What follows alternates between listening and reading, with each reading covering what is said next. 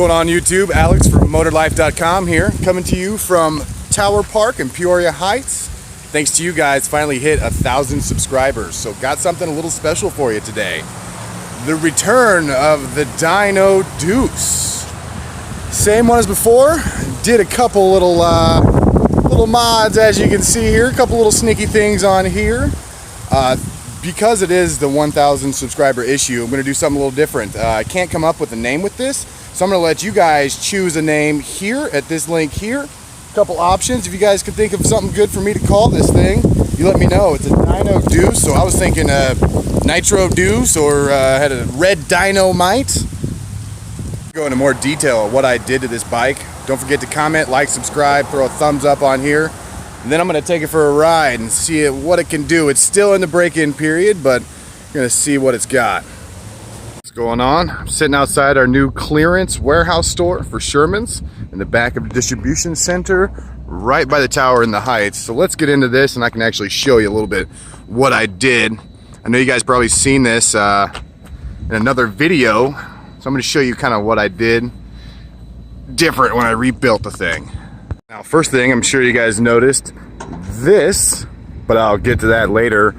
Took it all apart, obviously. Started from the ground up, did new bearings in the front end. This is a Zoom version 1 suspension triple tree fork. I did upgrade to a V brake instead of a C brake. I moved the C brake back here. As you can see, it's not hooked up yet. Got handbrakes on the front brake. I've been working on an actual foot pedal brake that goes down here for the rear, but it does have a rear coaster on the back too. Other than that, to the frame, pretty much stock bars on there, stock Santa Ana Dyno Deuce from Santa Ana, California, stretched out. Actually, I like this bike a lot because it does have a huge wheelbase. It's 47 inches in between the wheels. Not as long as the board rat I built, the lowrider, but still way longer than a regular bike. I'm going to show you a little bit about this ZEDA80 race ready engine. One, check out their website, zedamotorsports.com. As you can see, that engine fits perfectly down on that frame. In fact, it sat so low, I had to replace this chain ring with a smaller one. I think it actually looks a little better with the chrome one on there. But since it does have 40mm mount seat, it fits right down on that frame. I don't know if you guys can see how well it fits. Plus, main benefit of these engines is the 8mm mount studs and cylinder studs that it has in it. And that's just their stock package. Hex bolts all the way around. And you can see I'm using the stock carb on here, but I do have a short intake with a little insert here, which 16-ounce little Sneaky Pete nitrous shot going to the factory hose down to an upgrade coupling straight into the intake, so I'm not losing any of that nitrous feed. Now, as you can see here, where's the tensioner? Just happened to fit perfectly. 415 chain, no tensioner. I do know that chains do stretch about 15% almost in some cases, especially with the 410 chain. So I did leave this one a little loose, just a little bit, so when that does stretch, I can move the whole thing back. As you can see, 415 on this side too, just looks a little better. Went ahead and did another sleeper exhaust mod. So it looks like stock exhaust, but definitely not stock. Now, I have been getting this question. People want to know where my CDI is located. Now, I've been actually doing experiments with the Super Rat CDI that actually goes underneath the cover and out the engine. I tried to just kind of hide them. This one's actually sitting under the engine. You can see it. I don't recommend that for beginners. Just unless you know what kind of leaks to look for, and because if that engine leaks anywhere down there, you can ruin that whole CDI. I usually try to put them right here underneath the car, but with this short intake, it wasn't working on this guy. Now, if you saw the video I put out a couple days ago, I showed you a cool bike hack, and here you can actually see it on there. There's that 02 Toyota Highlander oxygen sensor gasket. Fits perfectly on there. In fact, that's an awesome tip that I learned, just so it seals and you don't get any gas or anything leaking out that exhaust gasket. So that is the way to go, guys. You can get those at any auto store.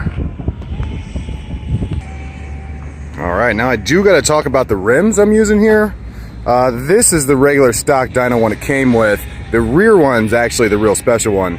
One, I'm using a 44 tooth sprocket to get the acceleration with the nitrous. I think that'll help.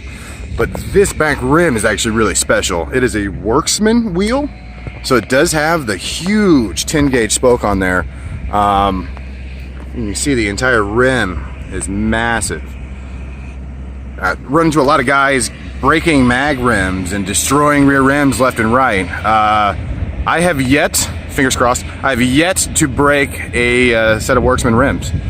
I know they do make a front hub. I don't have it on this one. I just needed the rear to keep my fat ass from blowing up another wheel.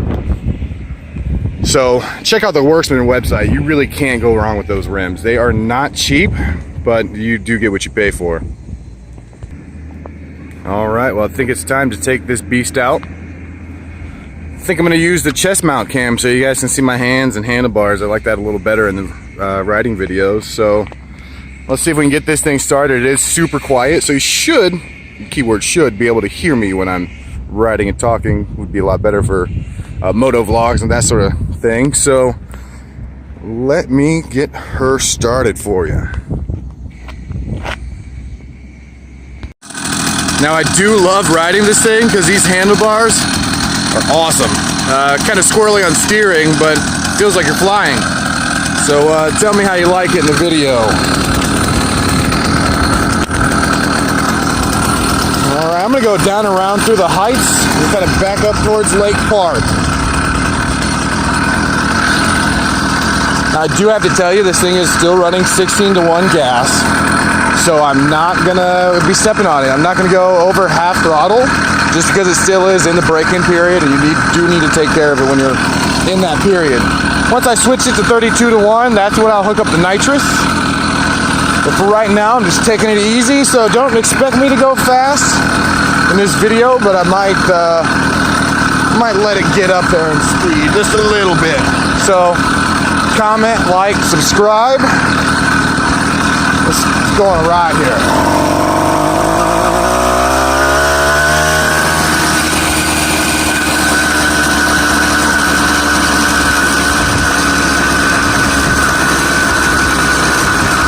As you can tell, that sleeper exhaust mod. Super quiet, but I still have the acceleration I need when I need it. So I'm gonna go up here and take a right. Gotta go down the heights and then go down lake.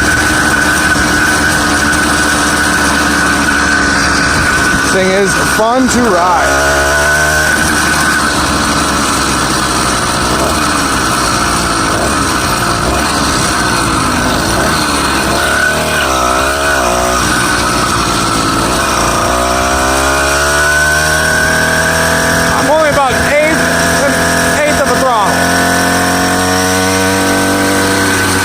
She just wants to go.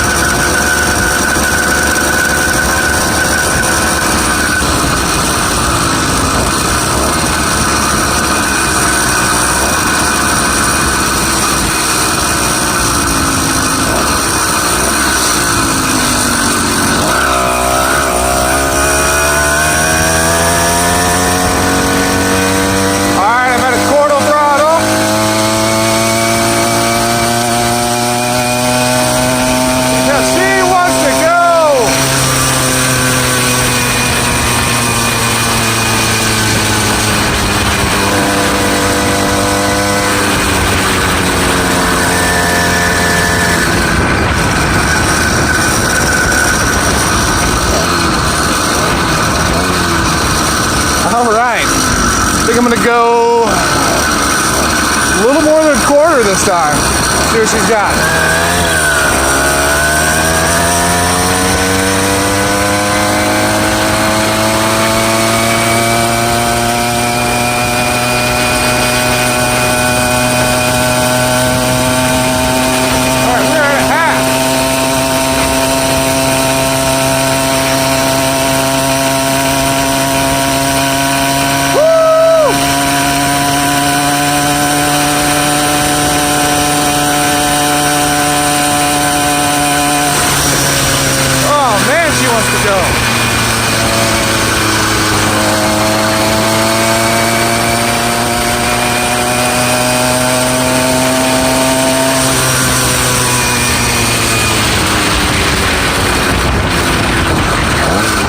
Part of me really wants to open it all the way up, but the other half of me knows it needs to break in and get to 32 to 1 before I do that.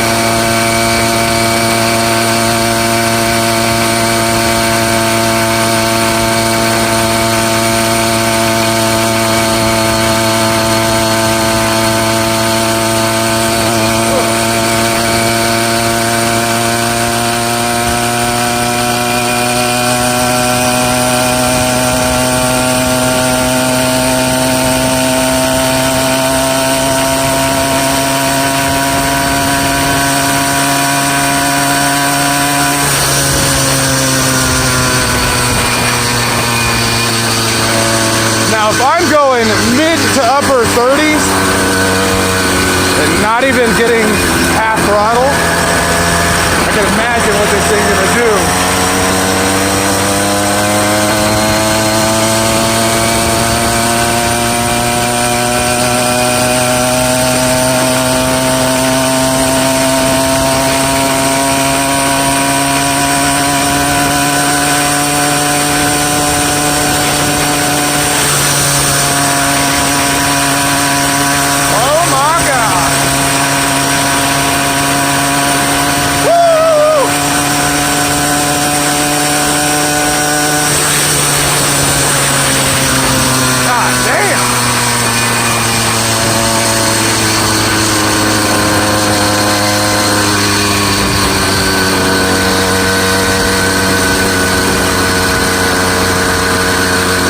This thing wants to go. This thing wants it and I want to give it to it.